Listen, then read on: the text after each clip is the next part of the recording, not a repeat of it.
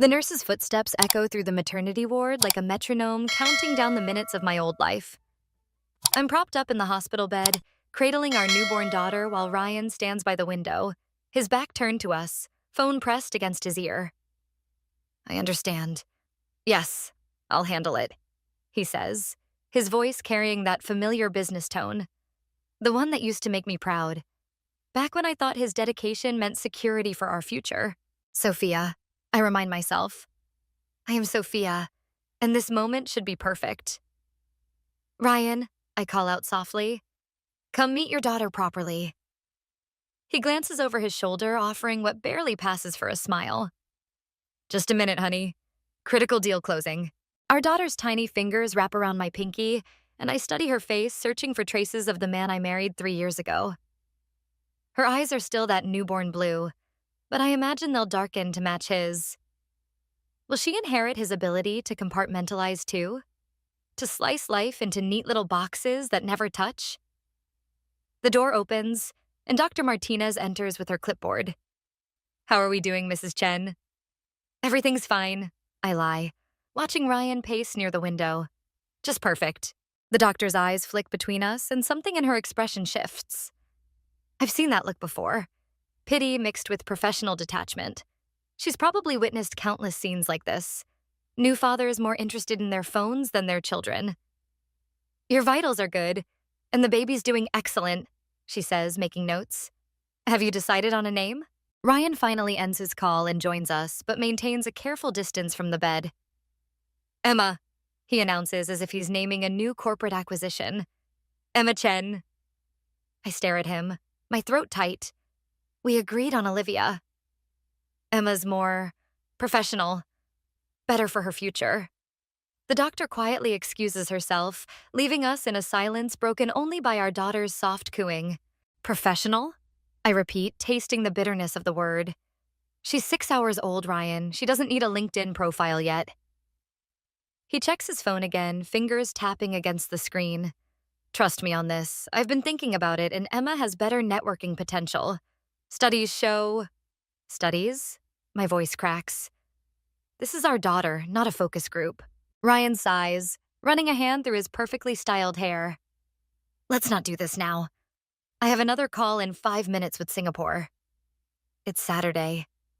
Money doesn't take weekends off, Sophia. He moves toward the door. I'll be back later. Need better reception. As he reaches for the handle, I notice something that makes my stomach lurch. A smudge of lipstick on his collar.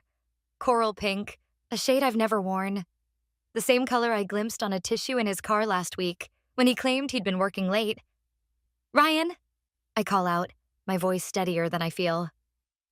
Who's wearing coral pink lipstick in Singapore? He freezes, hand on the doorknob.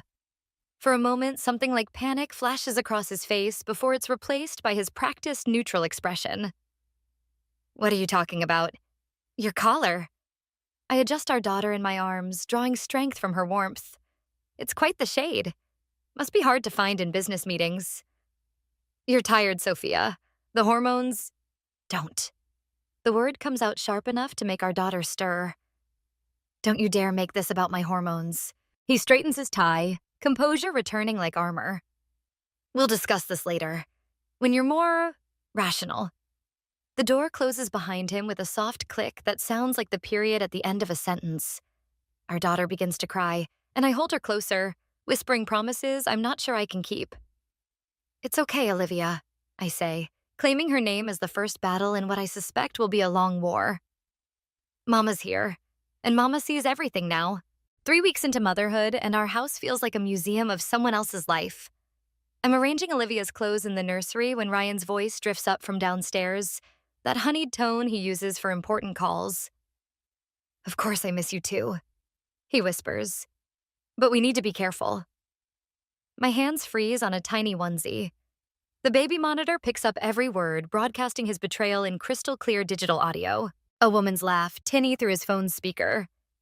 The kids keep asking when you'll visit again. Kids. The word hits me like a physical blow. I sink onto the rocking chair, clutching Olivia's clothes to my chest. Soon, Ryan promises. I just need to handle some things here first. I want to storm downstairs to confront him with the evidence crackling through the baby monitor. Instead, I stay perfectly still, memorizing every word, every pause, every lie. The front door opens and closes. I count to 60 before heading downstairs, Olivia asleep in her bassinet upstairs. Ryan's in the kitchen, typing on his laptop like nothing happened. Busy day? I ask, keeping my voice light as I reach for a glass. He doesn't look up. The usual. That merger in Singapore is getting complicated. Singapore. The glass nearly slips from my hand. Right. How are the kids there? His fingers pause over the keyboard for a fraction of a second. What kids? My mistake. I fill the glass with water, watching his reflection in the window. Must have misheard something on the baby monitor. Ryan's chair scrapes against the floor as he stands. You're spying on me now? Spying implies secrecy. The baby monitor's hardly hidden. I turn to face him. Who has kids, Ryan? A colleague. He loosens his tie. His children are having trouble adjusting to the international school. Must be difficult, I say. All that adjusting, all those careful plans. His phone buzzes on the counter. We both look at it. The screen shows a message preview. Maya, missing you already. Ryan snatches the phone, but it's too late. The name burns into my memory like a brand. Sophia. Maya, I interrupt. Is she in Singapore too? Or just her kids? This isn't what you think. Then explain it. I grip the counter to keep my hands from shaking. Explain why you're whispering to another woman about missing her while I'm upstairs with your daughter. He runs a hand through his hair, a gesture I once found endearing. Now it just looks calculated, like everything else about him. It's complicated, he says finally. Simplify it. I can't just... His phone buzzes again. He glances at it reflexively. Go ahead, I say. Answer it. Maya's waiting. This is exactly why I couldn't tell you. He snaps. You're being irrational. Emotional. Emotional? I laugh, and it sounds foreign even to me. Our daughter is 3 weeks old, and you're juggling another family like some sort of corporate merger. How should I feel? I'm trying to handle this professionally. Professionally? The glass shatters in the sink. I hadn't realized I was still holding it. Is that what you call this? Professional? Blood wells up from a small cut on my palm. Ryan takes a step toward me, then stops when I hold up my hand. Don't. My voice is steady now. Don't pretend to care now. Of course I care. You're my wife. And what's Maya? He checks his phone again. A reflex, a tell, a confession. I need some air, he says, grabbing his keys. We'll discuss this when you're calmer. Give Maya and the kids my best, I call after him. Very professional of you to keep them all adjusted. The door slams. I stand in the kitchen, blood dripping from my palm, listening to the sound of his car fading away. Upstairs, Olivia begins to cry. As I climb the stairs, my phone lights up with a text from my best friend Chloe. Coffee tomorrow? You seem off lately. I type back one-handed while soothing Olivia. Yes, there's something I need to tell you. The cut on my palm throbs, a steady reminder of shattered things. But as I rock my daughter back to sleep, I realize that pain can be clarifying. And clarity, I'm beginning to understand, is the first step toward revenge. Chloe's apartment feels like a confessional, all soft lighting and judgment-free corners. She sets 2 wine glasses on her coffee table while I check the baby monitor for the 100th time. Olivia's with my mother tonight. My first evening away since the hospital.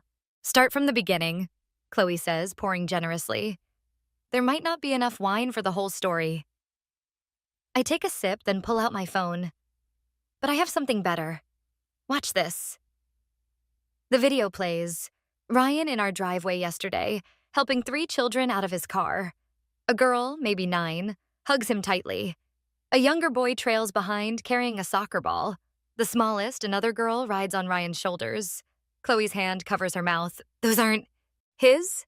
No, they're Maya's. The name tastes bitter.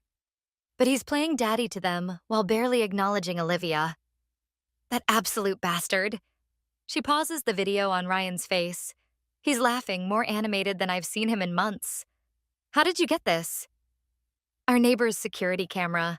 Turns out Ryan's been bringing them over while I'm at my mother's with Olivia. To your house? Chloe's voice rises. That's... My phone buzzes. A text from Ryan. Working late? Don't wait up. I show it to Chloe, who snorts. Working late? Is that what he calls it? Actually, I pull up another screen. A tracking app I installed on his phone while he slept. He's at 1456 Maple Drive. Want to take a drive? Sophia. Chloe hesitates. Are you sure you want to see? I need to know everything. I stand, grabbing my keys. You can stay if... Like hell, I'm letting you go alone. The drive takes 15 minutes. Ryan's car sits in the driveway of a modest 2-story house, warm light spilling from the windows. Through gauzy curtains, I can see figures moving inside. That's them, I whisper. His other family. A woman appears in the window. Maya, I assume. She's beautiful in an effortless way, younger than me. She's carrying a plate to what must be the dining room table. Family dinner, I say, my voice hollow. He never makes it home for dinner with us. The front door opens, and the oldest girl runs out to get something from Ryan's car. Up close, I can see she has his smile. Sophia? Chloe touches my arm. You're shaking. I want to go in there. My hand tightens on the steering wheel. I want to walk in and destroy their perfect little dinner. And then what? And then... My voice catches as Ryan appears in the doorway, calling the girl back inside. He's removed his tie, rolled up his sleeves. Comfortable. At home. A notification pops up on my phone, a bank alert. I open it, frowning. What is it? Chloe asks. He just transferred $5,000 to an account I don't recognize. I start typing frantically. Third time this month. Could be business? From our joint savings? I show her the transaction history. He's been moving money around for months, small amounts at first, now larger transfers. He's preparing for something, Chloe says slowly. As if on cue, my phone lights up with an email from our mortgage company. Payment overdue notice. That's impossible, I whisper, opening the email. Ryan handles all the... My voice trails off as I read further. What? He hasn't paid the mortgage in 3 months. The pieces click together with terrible clarity. He's draining our accounts and defaulting on payments. Why would he? Because he's planning to leave. The realization hits like a physical blow. He's setting up his escape with them. Through the window, I watch Ryan help the youngest girl cut her food. Such a devoted father to someone else's children. I'll lose everything, I say, my voice strange to my own ears. The house, our savings? No. Chloe's tone turns hard. You're not losing anything. We're going to destroy him first. My phone buzzes again, another bank alert, another transfer. You're right, I say, starting the car. But first, we need to visit my lawyer tomorrow morning, and then the bank. And then? I take one last look at the happy family scene through the window. And then I'm going to take everything from him, piece by piece, just like he's trying to do to me. As we drive away, I feel something shift inside me, like a switch being flipped from hurt to fury. Ryan thinks he's the only one who can play this game. He's about to learn how wrong he is. The lawyer's office smells like leather and privilege. I sit across from Miranda Wells, watching her review the financial documents I've gathered. Olivia sleeps in her carrier beside me, blissfully unaware that her future is being dissected by a stranger in an expensive suit. These transfers, Miranda says, tapping her screen, they're significant, and the pattern suggests premeditation. He's building a nest egg, I say, for them. Mrs. Chen. Sophia. Sophia. She leans forward. What exactly do you want to achieve here? Before I can answer, my phone vibrates. A text from Ethan, Ryan's colleague. Need to talk. Urgent. Coffee? I want everything, I tell Miranda, typing a quick response to Ethan. The house, full custody, and every penny he's trying to hide. That's ambitious. She studies me over her glasses. Especially given your current employment status.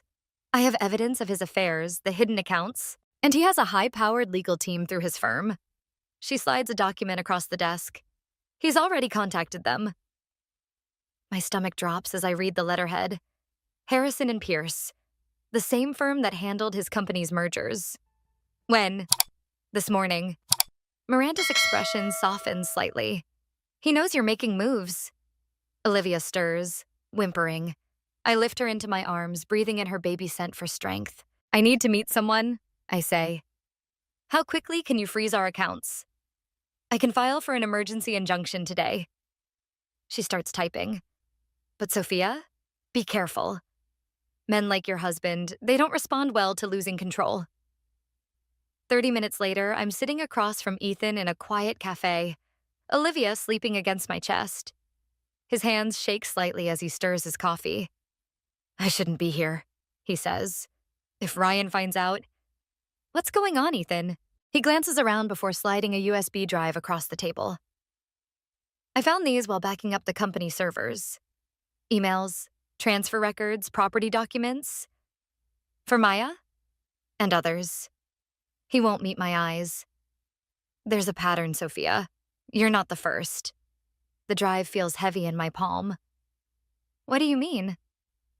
3 marriages, 2 in other states, 1 overseas, all ended the same way. Accounts drained, properties sold, women left with nothing while he moved on to the next family. The cafe seems to tilt sideways. 3 marriages? All with children involved. Ethan's voice drops lower. He has a type. Successful women with assets he can access. Once he's stripped everything, he disappears. My voice sounds distant, even to myself. And Maya, does she know? She's different, more involved. They've been planning this for over a year. Olivia makes a small sound, and I realize I'm holding her too tightly. I force myself to relax. Why are you telling me this? Ethan finally looks up. Because my sister was one of them. 5 years ago, He swallows hard. She didn't survive what he did to her. The implications hit me like a physical blow. Ethan, just be careful. He cuts in, standing abruptly. And Sophia, I was never here. I watch him leave, the USB drive burning a hole in my pocket. My phone buzzes. Ryan. Coming home early tonight, we should talk. Another message follows immediately. Everything okay with the bank? Notice some account issues.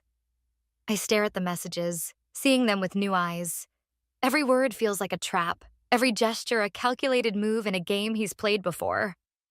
The barista approaches with concern. Ma'am? Are you all right? I realize I'm crying, silent tears falling onto Olivia's blanket. But they're not tears of sadness anymore.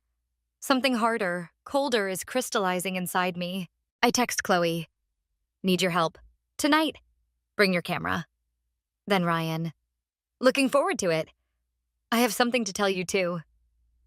I kiss Olivia's forehead, making a silent promise. This ends differently.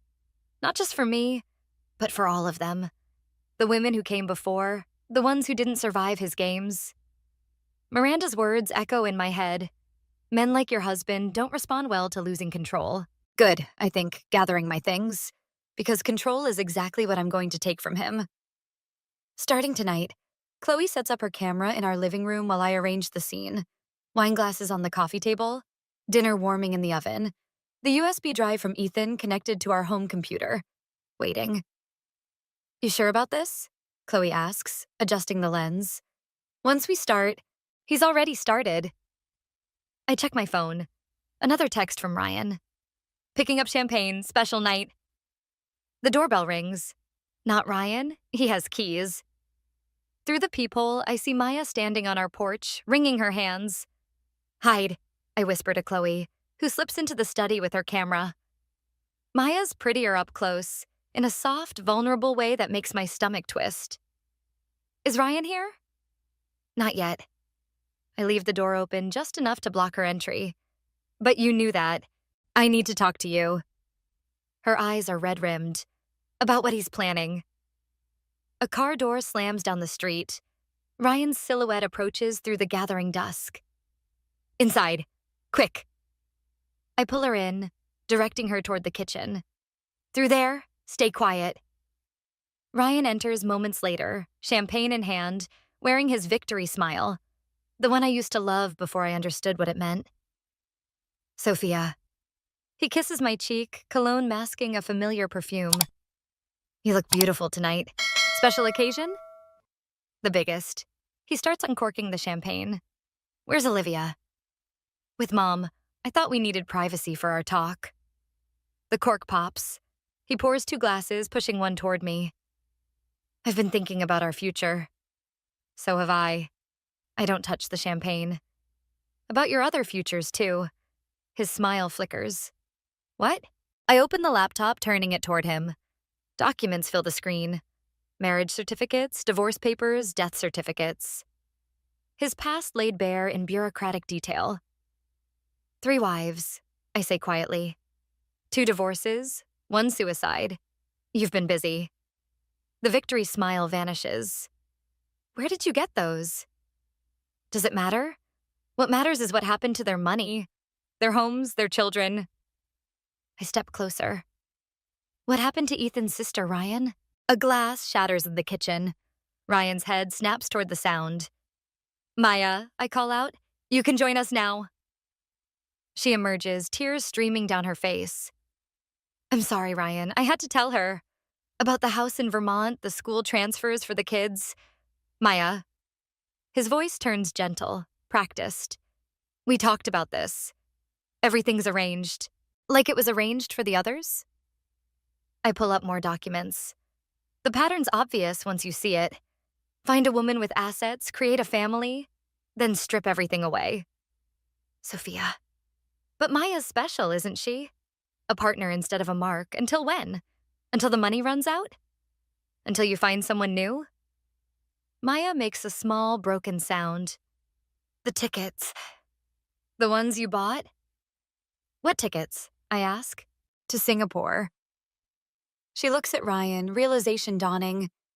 But only 4 seats. You said we'd all go together. Ryan moves suddenly, reaching for the laptop. I snap it shut, backing away. Everything's backed up, I tell him. And forwarded. To lawyers, to the police, to your company's board. You're making a mistake. His voice hardens. You have no idea what I'm capable of. Actually, Chloe says, emerging with her camera. We do, that's the problem. Ryan's face contorts. He grabs my arm, fingers digging in. You think you can destroy everything I've built? No, I say, meeting his eyes. I think you did that yourself. One family at a time. The front door opens again. Miranda Wells enters with 2 police officers. Ryan Chen? One officer steps forward. We have some questions about the death of Sarah Matthews. Ethan's sister, I explain, watching comprehension dawn on his face. Turns out her suicide note mentions some interesting financial details. He releases my arm, backing away. You don't understand. I understand perfectly. I pick up the champagne bottle, studying its label. You know what the difference is between me and your other wives? The officers move closer. Maya sobs quietly in the corner. I saw you coming, I say, pouring the champagne slowly onto our wedding photo on the mantel. And I learned from their mistakes. As the officers lead him away, I catch a final glimpse of his face. Not angry or scared, but calculating. Already planning his next move. But I'm ready, because now I know. Revenge isn't about destruction. It's about survival. The bail hearing feels like a twisted reunion. Ryan sits at the defendant's table, wearing his most expensive suit and his victim's smile. His lawyer whispers something, and he nods, turning to scan the gallery. When our eyes meet, he winks. I grip Olivia's carrier tighter, feeling Chloe tense beside me. The defendant has substantial financial resources, the prosecutor argues, and a history of crossing state lines. My client has deep roots in this community, Ryan's lawyer interrupts. A newborn daughter, a successful business, multiple identities, I whisper to Miranda, who quickly passes a note to the prosecutor. The judge reviews the documents. Mr. Chen, these allegations are troubling. Your Honor, Ryan stands, voice steady. I'm being framed by a vindictive wife who's struggling with postpartum depression. I only want to protect my family. The word family echoes through the courtroom. Behind me, I hear Maya stifle a sob. Bail is set at $5 million, the judge announces. Ryan's lawyer immediately produces paperwork. My heart sinks. They were prepared for this. Already paid, Your Honor. As the courtroom clears, Ryan approaches. Miranda steps between us, but he speaks past her. You should check on the house, he says softly. Terrible things happen when security systems malfunction. Before I can respond, his lawyer hurries him away. My phone buzzes. An alert from our home security company, system offline. He's bluffing, Chloe says, but I'm already running. The house is dark when we arrive. Inside, every drawer is pulled open, contents scattered. Our wedding photo lies shattered on the floor, but the wall safe behind it is untouched. They didn't find what they were looking for. The USB drive? Chloe asks. Safe. I check Olivia's nursery. It's been ransacked, her crib overturned. On the wall, written in what looks like lipstick. Ask Maya about Sarah. My phone rings, an unknown number. Hello, Sophia. A woman's voice, unfamiliar. We need to talk about Ryan. Who is this? His first wife. She pauses. The one he thinks is dead. The world tilts. Sarah Matthews? Meet me at Riverside Park, 1 hour. Come alone. Sarah's alive? Chloe asks when I hang up. Apparently nothing about Ryan is real. I hand her Olivia's carrier. Take her to your place. I need to… No. Chloe blocks the door. This is exactly what he wants. To separate us, make you vulnerable. If Sarah's alive, she's the key to everything. Or she's working with Ryan. Think, Sophia. Why now? Why alone? My phone buzzes again, Maya. Ryan's men are following me. The kids are scared. Please help. Another text arrives immediately after. From Ethan. Sarah Matthews' death certificate was forged, but so was the marriage license. She wasn't Ryan's wife. She was his partner. The pieces click together with horrifying clarity. Call Miranda, I tell Chloe. Now. But it's too late.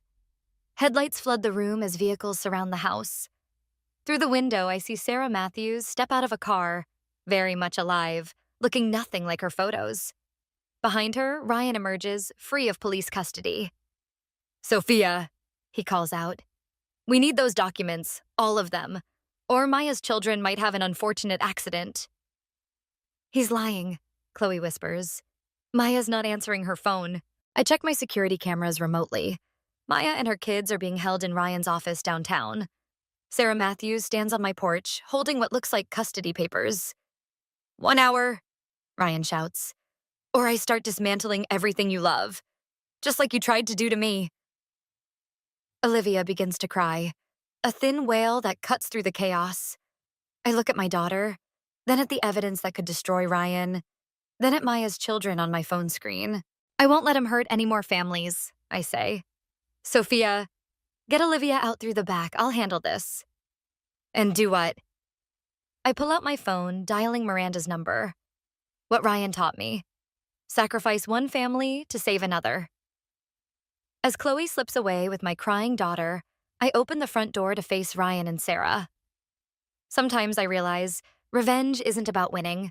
Sometimes it's about choosing which battle to lose. Ryan's office feels like a tomb, all glass and steel and secrets.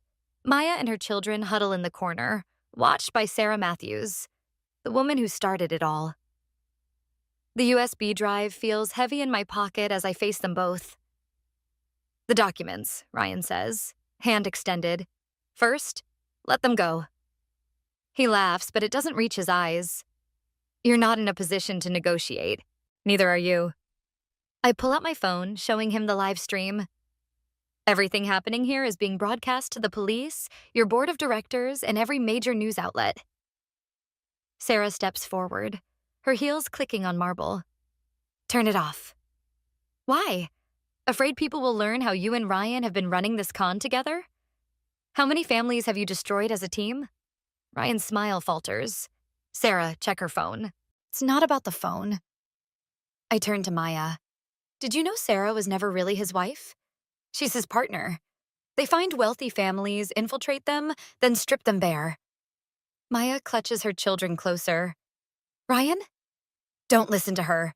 Sarah snaps. She's desperate. Tell them about the others. I press. The women before me. Before Maya. How you played the grieving widower while Sarah played dead, only to resurrect herself for the next con. Ryan moves suddenly, grabbing my arm. Enough. The police are already questioning your other victims. The ones who survived, the ones who lost everything. Give me the drive, he growls. I pull it from my pocket. You want it? Take it. But first, explain something. I turn to Sarah. Why did you really come back? After all this time pretending to be dead? Sarah's composure cracks. Ryan, we need to. Because he's doing it again. I continue. Isn't he? Setting you up to take the fall just like he did with Ethan's sister. With Maya. With me. Ryan's grip tightens. Sarah, don't. The Singapore accounts. Sarah says suddenly. Show me the transfers. Sarah. Ryan's voice holds real fear now. 3 days ago, I tell her, he moved everything. But not to your shared accounts, to new ones, without your name. The room goes still. Maya's oldest child, Zoe, breaks the silence. Mom, I'm scared. You should be, Sarah says, pulling out her phone. Because your precious Ryan was planning to leave us all behind. Weren't you, darling? Ryan releases my arm, turning to Sarah. We can explain everything at home. Home? Sarah laughs bitterly. Which one? The one you bought with Maya or the one you promised me in Singapore? There's no money left, I say quietly. He's already moved it. All of it. Check your accounts. Sarah's fingers fly over her phone. Her face goes pale.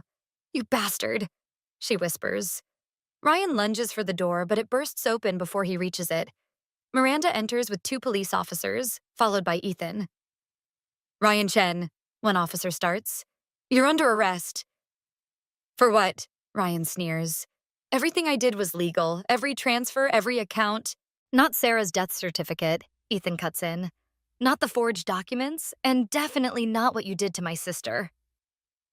As the officers move forward, Ryan looks at me with something like respect. You orchestrated all this. No, I say. You did. I just learned from your playbook. Divide and conquer. Turn allies against each other. The perfect con. They lead him away, Sarah following in handcuffs. Maya approaches me, her children clinging to her legs. I'm sorry, she whispers. I didn't know. None of us did. That was the point. She hesitates. What happens now? I look at her children, thinking of Olivia. Now we rebuild. Without him. The money is safe. I pull out another USB drive. This one has the real accounts. The ones he didn't know I found. Enough for all of us to start over. Maya's eyes fill with tears. Why would you help us? Because we're all victims of the same con. I hand her the drive. And sometimes the best revenge is making sure he has nothing left to come back to. As they leave, I stand alone in Ryan's office, surrounded by the wreckage of his carefully constructed lies. My phone buzzes. Chloe, with a photo of Olivia sleeping peacefully. Sometimes winning isn't about destroying your enemy. Sometimes it's about saving what they never valued in the first place. The courtroom feels smaller than I remember. Ryan sits at the defendant's table, still wearing his expensive suits, still wearing his masks. But something's different now. The confidence has cracked, revealing glimpses of desperation underneath. I adjust Olivia in my arms as I take the witness stand. She's heavier now, more solid, more real than any of Ryan's carefully constructed lies. Mrs. Chen, the prosecutor begins, please tell the court about the document you discovered in your husband's private safe. Ryan shifts in his chair. He knows what's coming. It was a DNA test, I say, my voice steady, for Maya's oldest daughter, Zoe. The gallery stirs. Maya clutches Zoe's hand tighter. And what did this test reveal? That Zoe is Ryan's biological daughter. I look directly at Maya. From before he met either of us, the truth lands like a physical blow. Maya's other children, Noah and Lily, press closer to their mother. But Zoe sits perfectly still, wearing an expression I recognize from my own mirror. The look of someone whose world is being rewritten. Your Honor, Ryan's lawyer stands. This is irrelevant to the charges. It establishes pattern, the prosecutor counters. Mr. Chen's history of manipulating families, hiding children, creating and abandoning new identities. Objection, but it's too late. The damage is done. I watch Ryan's mask slip further as he realizes what I've known since finding that test. His greatest weapon was always family, both creating and destroying it. After the verdict, I find Maya and her children in the courthouse hallway. Zoe stands slightly apart from her siblings now, studying her reflection in the window. I'm sorry, I tell Maya. About everything. She shakes her head. You saved us. All of us, she looks at Zoe. Even if the truth hurts. What will you do now? Start over, somewhere new. She manages a small smile. The money you recovered, it's enough for all of us to begin again. Zoe turns from the window. Will I have to see him? Now that he's my... She can't finish the sentence. I kneel beside her, Olivia babbling softly in my arms. That's your choice. Always your choice. She studies Olivia's face, perhaps looking for traces of their shared father. She's my sister. Yes, but he's not my dad. Her voice hardens with certainty. Noah and Lily's dad raised me. He loved me. That's what matters. From the mouth of children, sometimes the deepest truths emerge. Later, as I'm leaving, Ethan stops me. Sarah Matthews made a deal. She's naming names, dates, accounts, other victims. How many? Dozens, across 3 continents. He hesitates. They found his next target, too. A woman in Singapore. She had 2 kids. Had. The word echoes. Another family he'll never destroy now. At home, I find an envelope slipped under my door. Inside is a letter from Ryan's first victim. The real one before Sarah, before the cons became sophisticated. Her words are few but powerful. Thank you for finishing what I couldn't. Olivia fusses, ready for her evening routine. As I rock her, I think about cycles. How they continue until someone finds the courage to break them. Ryan thought he was creating perfect circles, endless loops of destruction. He never understood that circles can become spirals, leading somewhere new. Chloe comes over with dinner and questions about the future. But for once, I'm not interested in planning ahead. The present feels enough. My daughter's weight in my arms, the knowledge that Maya and her children are safe, that Ryan's other victims are finally finding their voices. Was it worth it? Chloe asks. The revenge? I look at Olivia, then at the photo of Maya's children on my phone. At Zoe, who shares my daughter's blood but chose her own definition of family. It wasn't revenge, I realize. It was revolution. The night deepens around us, but I don't feel the darkness anymore. Sometimes the greatest victory isn't in destroying your enemy, but in protecting what they never understood. The fierce, unbreakable bonds between mothers and children, between sisters born of betrayal, between women who refuse to be written out of their own stories. Ryan thought he was writing our endings. Instead, he gave us all new beginnings. I was sitting at the kitchen table, poking at a bowl of cereal that had long since gone soggy.